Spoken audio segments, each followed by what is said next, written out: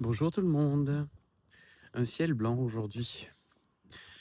L'enseignement de Marie-Madeleine aujourd'hui a mis en lumière une problématique de notre monde moderne qui est difficilement explicable, mais le texte du dialogue entre le maître et l'élève que j'ai écrit va vous permettre d'aller un peu plus loin.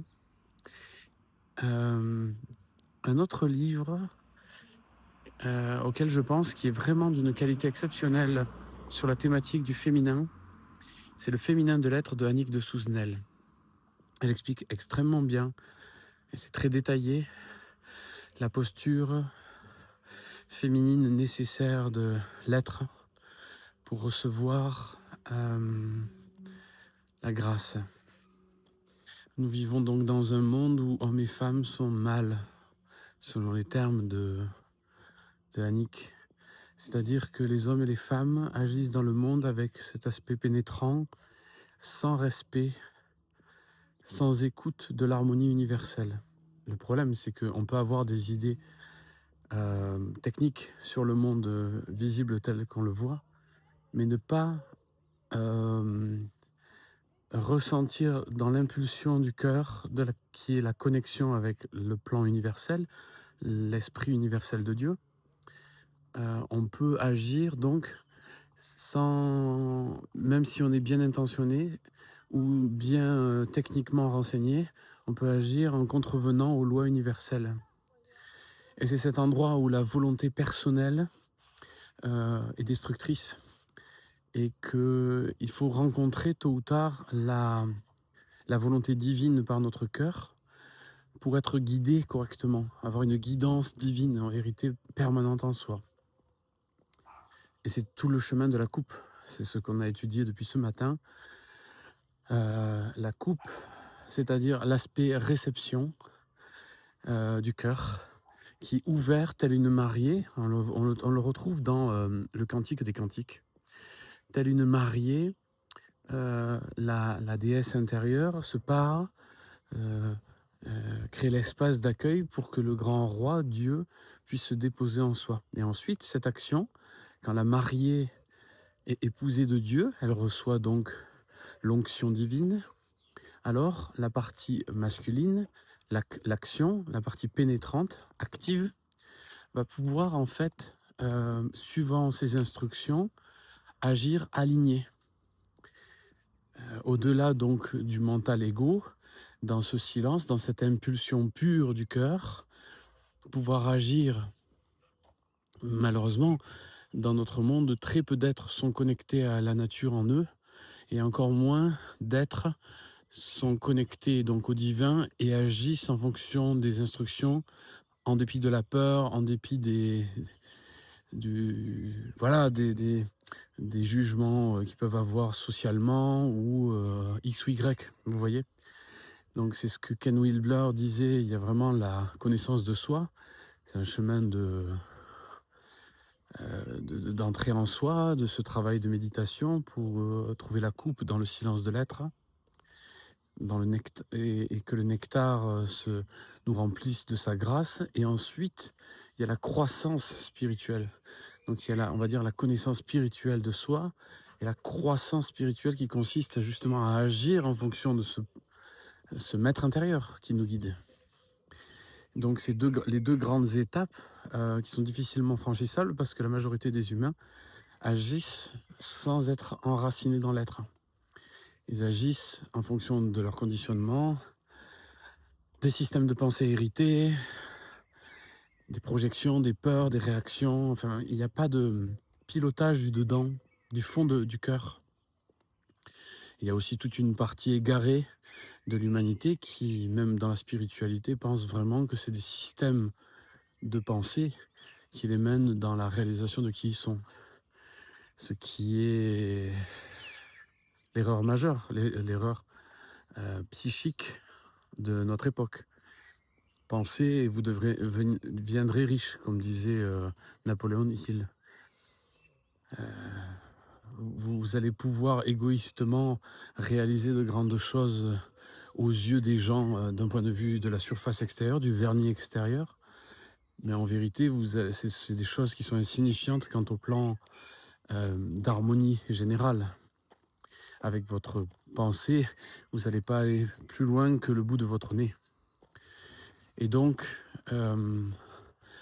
l'œuvre, Annick en parle très bien dans ses différents livres, l'œuvre c'est de replonger donc au travers de la métanoïa, c'est-à-dire du retournement de l'attention, de replonger en soi, dans le cœur, observer tout ce qui obstrue le passage et la résonance intime, et, euh, et faire un long travail d'alchimie, de compréhension dans l'œuvre noire.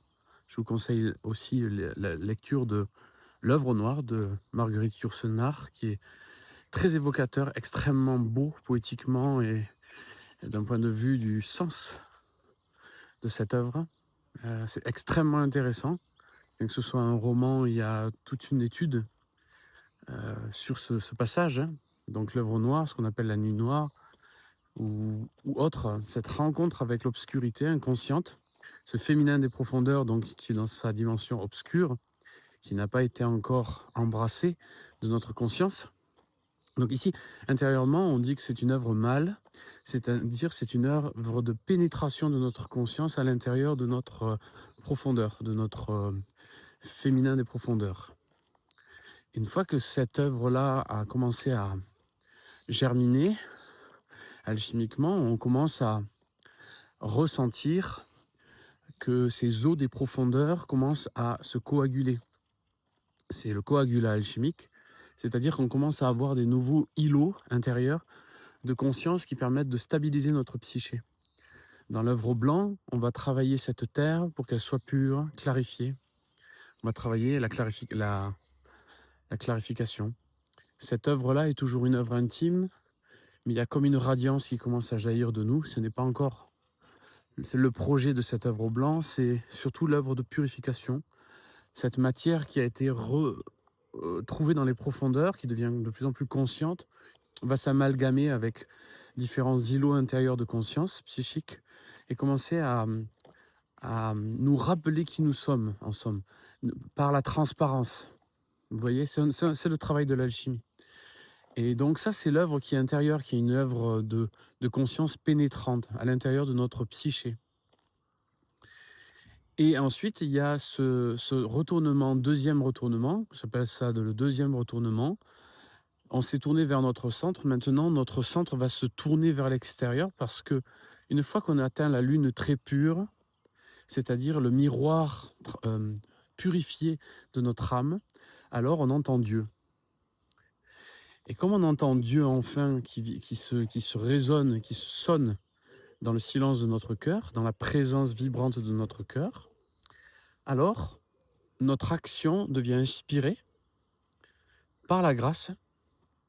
Nous sommes comme pilotés, c'est exactement le sentiment, par la présence divine qui utilise notre corps comme un instrument qui œuvre dans le monde. Et les actions donc qui viennent de cette longue alchimie, donc on arrive à l'œuvre rouge, le rayonnement. Les actions qui sont portées par cela sont sont à des niveaux d'harmonisation et de conscience qui nous dépassent, nous, dans notre capacité mentale de compréhension.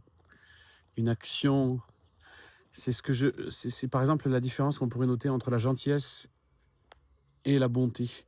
La gentillesse, ça peut être je suis gentil parce que je suis de telle éducation, donc je fais le gentil. Mais ça peut être un ego sans structure interne profonde. J'ai bon cœur, mais c'est un cœur conditionné, c'est le petit cœur, comme disent les Égyptiens. Mais si j'ai fait toute l'alchimie, la bonté vient d'un acte aligné du fond de l'être. Et cette bonté peut être un non ferme, mais qui est alignant pour tous les êtres qui sont en interaction avec ce non ferme. C'est donc cet alignement dont il est question. Pas un alignement mental avec la volonté personnelle. C'est pas un alignement, ça, c'est juste une programmation qui fait de nous des sortes de robots avec le programme qui est dans notre tête, hein. Ça, c'est pas l'éveil, ça n'a rien à voir avec la conscience. Et ça, c'est le chemin dit facile. Tu contrôles tes pensées et tu te robotises pour obtenir ce que tu veux du monde en étant violent. Hein, c'est cette dimension de violence. Parce qu'il n'y a pas d'ancrage de l'action dans l'être. Être qui est le seul euh, euh, tissu cosmique qui nous permet de sentir la reliance et surtout d'agir harmonieusement. C'est l'action juste dont parlait Bouddha.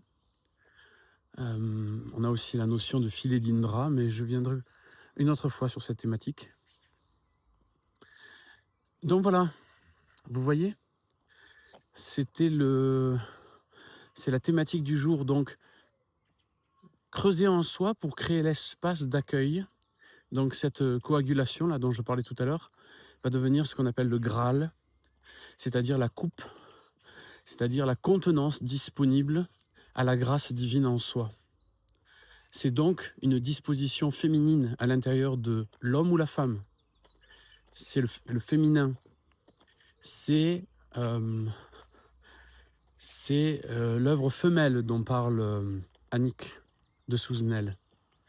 Ici, une fois qu'on a creusé en soi, l'espace qui a été creusé par la purification de la matière psychique devient bol, coupe, dans laquelle la grâce peut se déverser et nous agir, nous guider du dedans par notre cœur. La coupe étant dans le cœur, bien sûr. Petit précis important, il y a un enseignement que l'on pourrait appeler New Age, ou un enseignement un peu ancien, un peu obsolète, qui stipulait qu'il fallait développer comme le mental, la pinéale pour obtenir des pouvoirs et manifester ce qu'on veut et soigner volontairement ce qu'on veut et être les sauveurs du monde. Tout ça, c'est un enseignement complètement obsolète. La véritable ouverture du troisième œil, je l'ai peut-être déjà dit dans d'autres vidéos, mais je le redépose parce que c'est très central, c'est très important. La vraie ouverture du troisième œil, c'est quand on se tait mentalement. C'est l'accès au silence mental, lié à un certain travail intime et à une pratique de la méditation, quoi. Dans le travail, ce que je rappelle au travers de mon rôle de haïon planétaire, je suis vecteur de ce qu'on appelle le rayon diamant-or. Et c'est donc la conscience du diamant, qui est la transparence au divin. Ça, c'est l'œuvre intérieure, c'est la coupe de diamant, si vous voulez. Et ensuite, l'or, c'est le rayonnement, c'est-à-dire la participation volontaire au plan divin par le rayonnement. Vous voyez ? Donc nous sommes ici dans l'œuvre complète, l'œuvre alchimique complète, qu'on appelle l'œuvre de la pierre philosophale, où la coupe du Graal reçoit le sang divin, l'onction, le Christos, si vous voulez, l'onction, et devient ensuite acteur conscient de l'amour de Dieu sur terre. Voilà les amis. Merci.